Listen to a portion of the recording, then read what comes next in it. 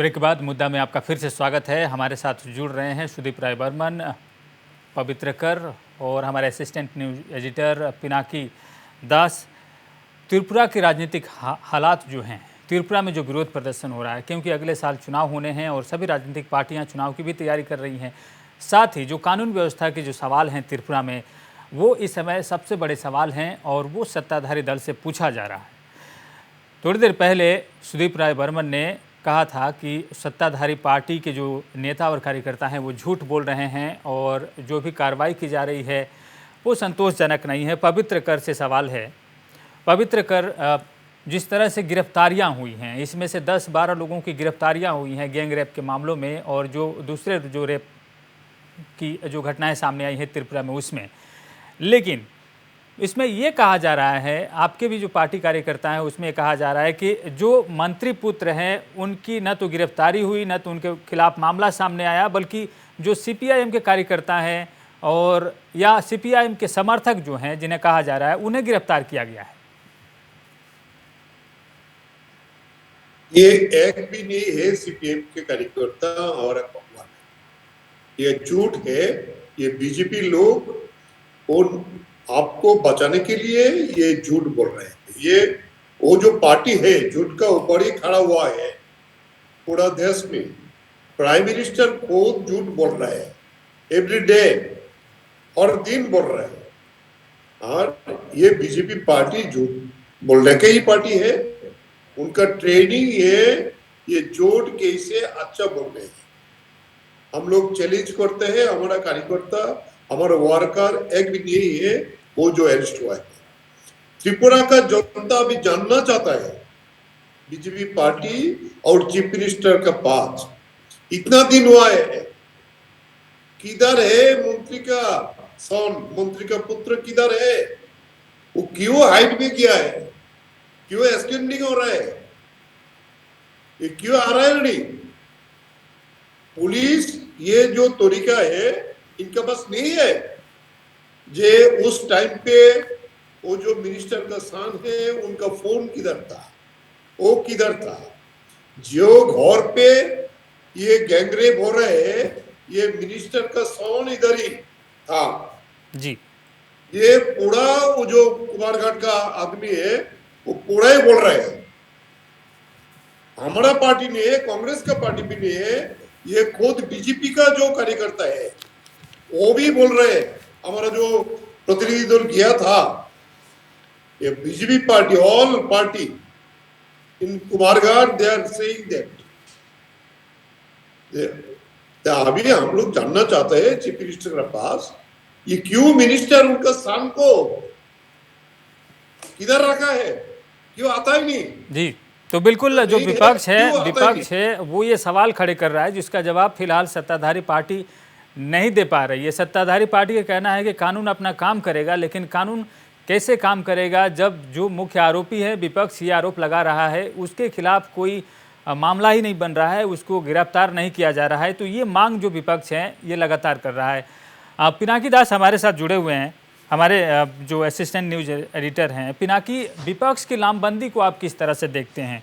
विपक्ष कितना मजबूत हुआ है पहले से? अगर हम देखें 4.5 साल बीत चुके हैं और इसके बाद जो कुछ समय बाकी हैं चुनाव की, इसमें विपक्ष की लामबंदी को आप किस तरह से देखते हैं? क्योंकि जो पिछले मुद्दे थे, जो पॉलिटिकल कॉन्फ्लिक्ट्स के मुद्दे थे, उससे अब थोड़ा सा हटकर मामला यहाँ पर महिलाओं की सुरक्षा को लेकर आ गया। और महिलाओं की सुरक्षा को अगर हम देखें तो देश में बहुत बड़ा मुद्दा है महिलाओं की सुरक्षा। कुमारघाट, कल्याणपुर, कैलाश शहर, जोगेंद्र नगर की घटनाओं से विपक्ष को कितना शक्ति मिलने जा रहा है और सत्ताधारी दल कितना कमज़ोर होने जा रहा है?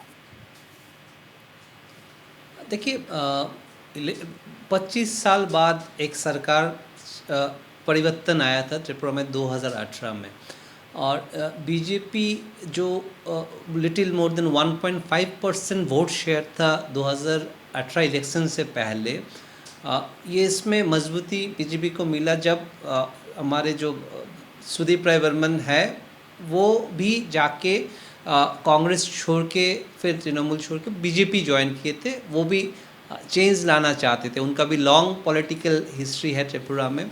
और साथ ही साथ एक फ्लो भी था बीजेपी और मोदी फ्लो भी था।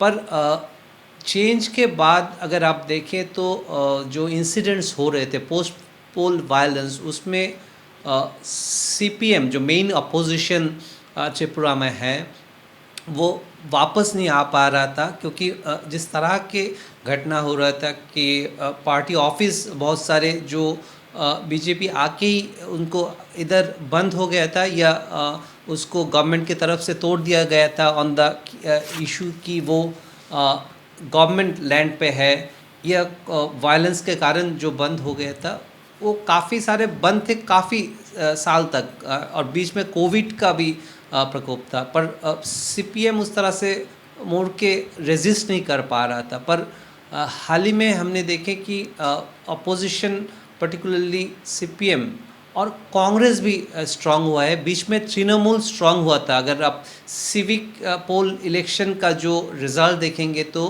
तृणमूल जो अचानक यहाँ आया है, कलकत्ता का कुछ लीडर्स यहाँ कैंप करके रुके थे, तो सिविक इलेक्शन हमारा जो अर्बन बॉडीज़ का जो इलेक्शन था उसमें अच्छे रिज़ल्ट उन्होंने किया।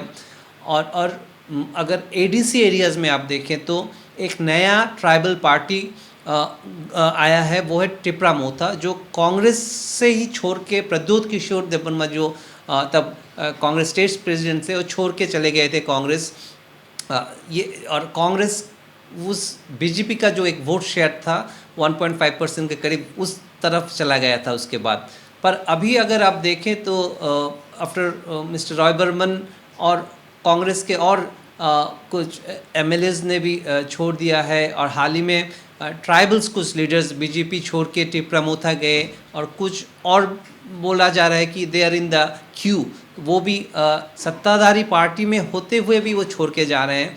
तो इससे मुझे लगता है कि अपोजिशन का थोड़ा मूवमेंट आया है, और हमने देखा भी है अपोजिशंस मूवमेंट अभी स्टार्ट हो भी गया है।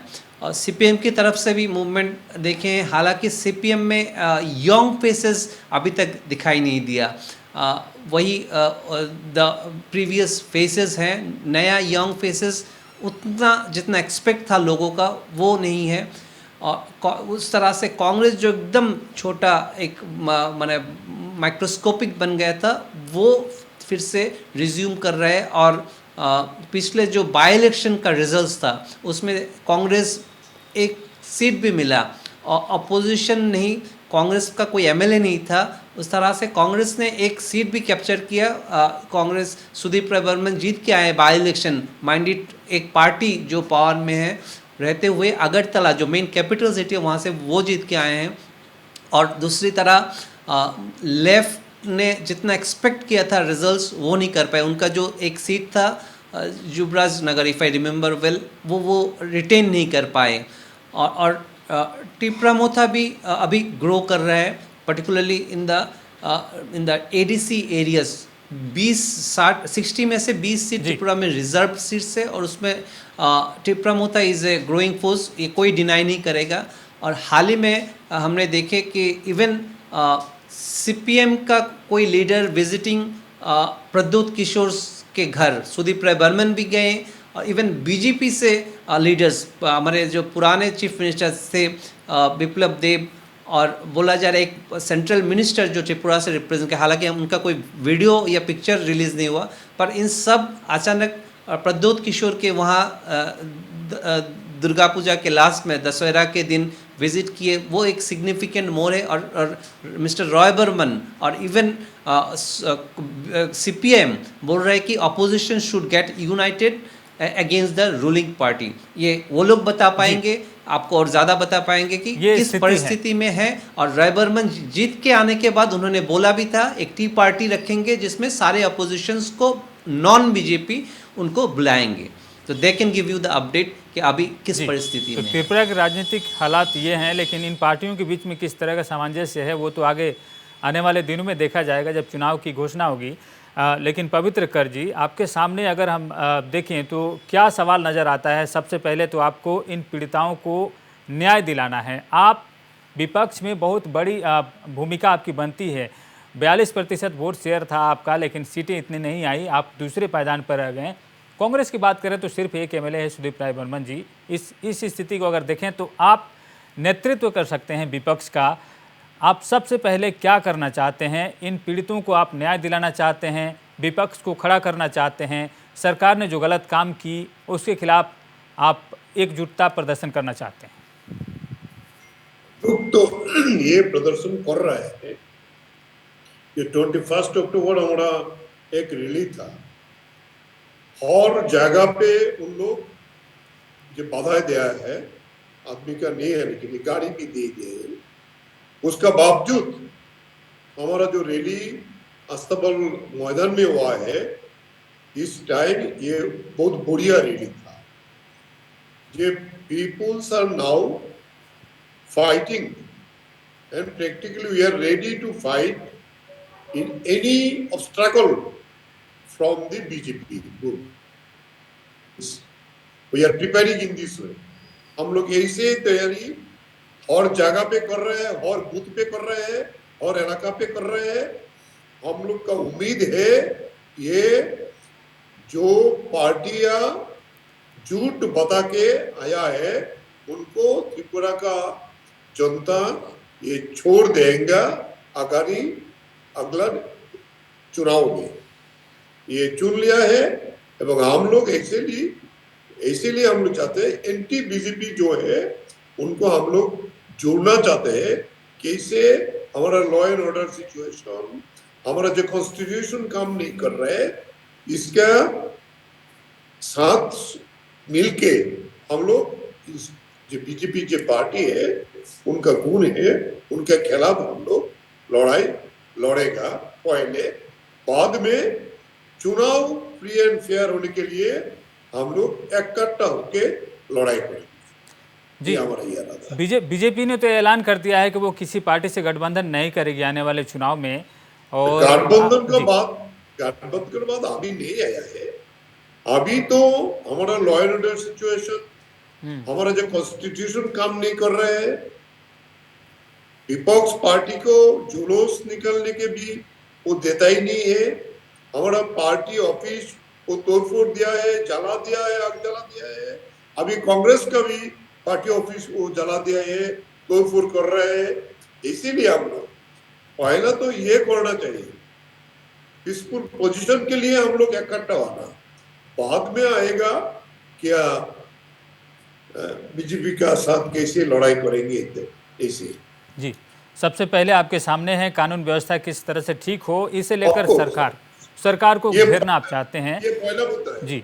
जी आप इसमें एक बहुत बड़ी बात यह है पवित्र कर जी कि अब जो विपक्ष है वो एक साथ कैसे आए? क्या आप जो दूसरी पार्टियां विपक्ष के वो आपकी तरह आवाज़ नहीं उठा रही हैं? जो भी गलत काम हो रहा है त्रिपुरा में, आपराधिक घटनाएं हो रही हैं, उसके खिलाफ क्या दूसरी पार्टियां आवाज़ नहीं उठा रही हैं? जिस तरह से पिनाकी दास जो हमारे असिस्टेंट न्यूज़ एडिटर है, उन्होंने कहा कि जो प्रद्युत देव बर्मन है वो बहुत बड़ी एक शक्ति बन के उभर रही है, लेकिन वो किस मामले को उठा रही हैं ये भी देखना होगा कि क्या त्रिपुरा के समग्र मामले को उठा रही हैं। उनके पास अभी पार्टियों के कार्यकर्ता पहुंच रहे हैं, लेकिन किस मामले को लेकर पहुंच रहे हैं, कौन मुद्दे हैं? क्योंकि आप तो जो हाल फिलहाल में घटनाएं हो रही हैं उसको जोर शोर से उठा रहे हैं। नहीं, ये है हमारा पर्व चल रहा है, दशहरा है हमारा, दशमी, विजय दशमी बोल रहे हैं।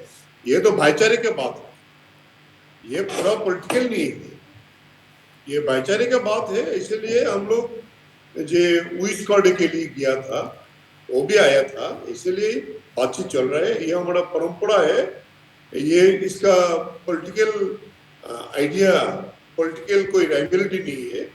इसीलिए हम लोग जो प्रद्युत जी के घर हमारा सेक्रेटरी जितेंद्र चौधरी गया है, वो भी नहीं किया है, कोई दूसरा तो नहीं है, वो भी बोल रहे हैं।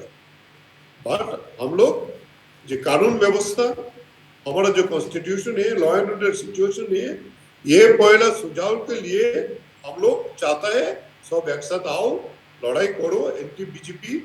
बाद में जो चुनाव आएगा वो देखना है कैसे लड़ेगा कैसे। जी पिनाकी आप देख रहे हैं कि राज्य की क्या स्थिति है और विपक्षी इस मामले को जोर शोर से उठा रही हैं कि जो आपराधिक घटनाएं हुई हैं महिलाओं के खिलाफ खास करके सभी पार्टियों ने एक तरह से दबाव बनाया है सरकार के ऊपर में। और आज मुख्यमंत्री सामने आकर उन्होंने कहा भी है कि पुलिस अपना काम कर रही है। अगर पुलिस ठीक से नहीं कर रही है तो कोर्ट का ऑप्शन खुला है, कोर्ट में लोग जा सकते हैं, लेकिन इस मामले में सरकार हस्तक्षेप नहीं कर रही है। क्या आगे बढ़कर आप देखते हैं कि जिस तरह से विपक्ष ने आवाज़ उठाया और हमने जो प्रदर्शन देखे हैं विपक्ष के इस मामले को लेकर, क्या सरकार और दबाव में आने की संभावना है सरकार की? क्योंकि अब चुनाव में भी काफ़ी समय नहीं है और हो सकता है कि बीजेपी के हिसाब से बीजेपी ने बहुत अच्छा काम किया भी हो, लेकिन आखिर में अगर उसके ऊपर कीचड़ उछाले जाते हैं और वो साबित भी होते हैं, और ये साबित भी हो रहा है कि जो त्रिपुरा में अभी हालात हैं वो अच्छे नहीं हैं और पीड़ितों के साथ नाइंसाफ़ी हुई है, किस तरह से इसे संभालने जा रही है सत्ताधारी पार्टी और मुख्यमंत्री?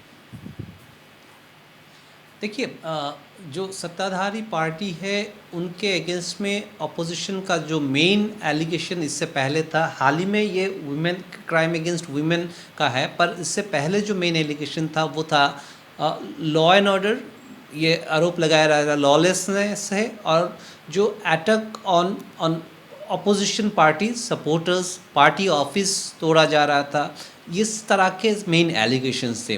मिस्टर रायबर्मन भी ये वो इवन बीजेपी में होते हुए भी ये आरोप लगा रहे थे कि इस तरह का नहीं होना चाहिए। हम लोग खुद उनसे जब बात किए थे तो उन्होंने ये बताया था कि लॉलेसनेस है, पर जो प्रेशर तो ज़रूर होगा। ये जो अचानक ये जो 5 रेप और मास गैंग रेप का इंसिडेंट से, ये पार्टी की किसी भी पार्टी के लिए सत्ता में होते हुए ये तो कोई नहीं चाहेगा इस तरह का घटना घटे, और ये तो अपोजिशन रेज करेंगे, दिस वेरी नॉर्मल, और ये तो प्रेशर होगा ही इलेक्शन से पहले। और जब एक मंत्री का लड़का का नाम आता है तो पार्टी के लिए एक ऑकवर्ड सिचुएशन तो होगा, इज नो डाउट ऑन।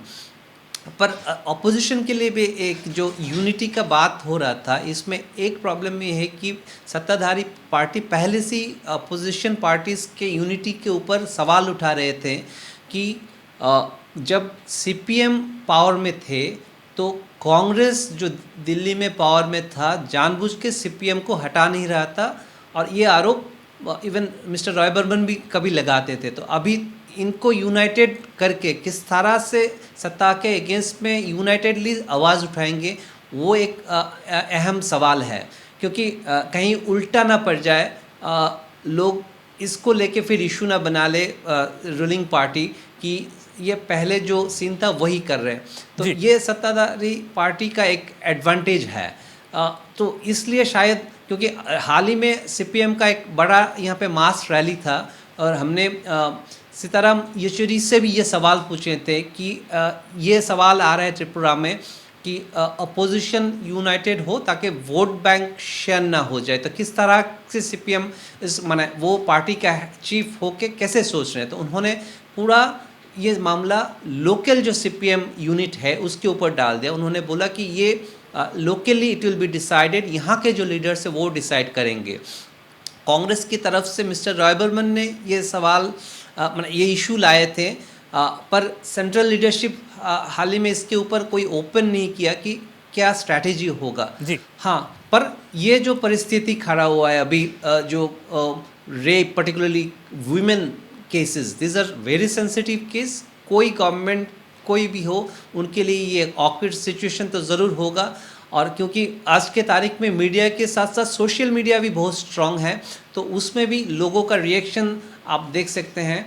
तो you can understand party in power जो है रूलिंग पार्टी, उनके लिए क्रिटिकल सिचुएशन है, और हाउ दे हैंडल इट इसके ऊपर निर्भर करेगा। सवालों के घेरे में है इसको फिलहाल, कैसे एनकैश कर सकते हैं। सवालों के घेरे में है फिलहाल सत्ताधारी पार्टी। आखिरी कमेंट लेंगे पवित्र कर से। पवित्र कर जी, आप जोरदार विरोध कर भी रहे हैं, लेकिन एक समय के लिए आप ये मान लीजिए कि आप आने वाले दिनों में आप सत्ता में आ रहे हैं और इस तरह के मामले आपके सामने आए, रेप के जिस तरह से मामले बढ़ रहे हैं त्रिपुरा में, इस तरह की आपराधिक घटनाएं हुई, अगर आपकी पार्टी के कार्यकर्ता इसमें शामिल हुए तो आप किस तरह से इसे हैंडल करेंगे? क्या आप त्वरित कार्रवाई करने के लिए क्या कानून को आप आज़ाद छोड़ेंगे?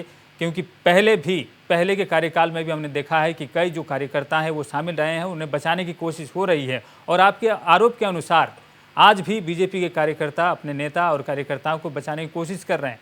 आप क्या करेंगे? क्योंकि अब समय बदला है, राजनीति भी बदली है, आपकी पार्टी अगर आती है सत्ता में तो आप क्या करेंगे? जिससे लोगों को जल्द से जल्द न्याय मिले। बहुत कम समय है, संक्षिप्त में जवाब दीजिएगा। हमारा पार्टी का जो आइडियोलॉजी है, ये आइडियोलॉजी में जो महिला जो है उनका बहुत ऊपर रखता है। जो घटना होगा, एक भी कार्यकर्ता जो ये अन्याय में आएगा उनको तुरंत उनका खिलाफ हमारा पार्टी का एक कमांड है, वो फायर कर। And police will be free and fair to act against any crime against human. ये बात है जी, सही बात है। ठीक है।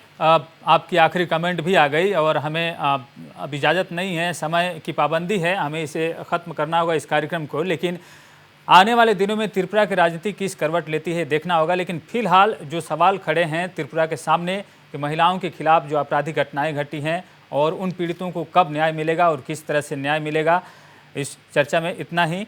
नॉर्थ ईस्ट लाइव पर खबरें जारी रहेंगी। फिलहाल आपका बहुत बहुत धन्यवाद।